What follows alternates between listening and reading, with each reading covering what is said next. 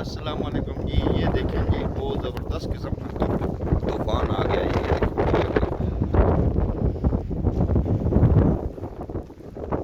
बारिश भी आ रही है और उसके साथ ही बहुत बड़ा तूफान आया।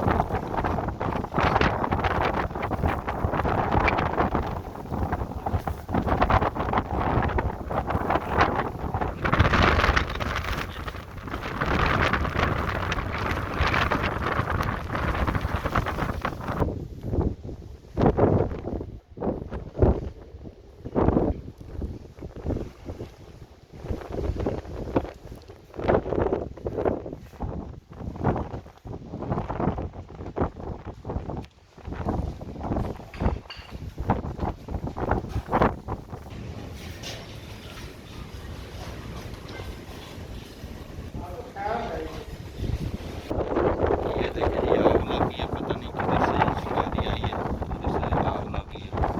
हवा के साथ और गर्म हो रही है आग।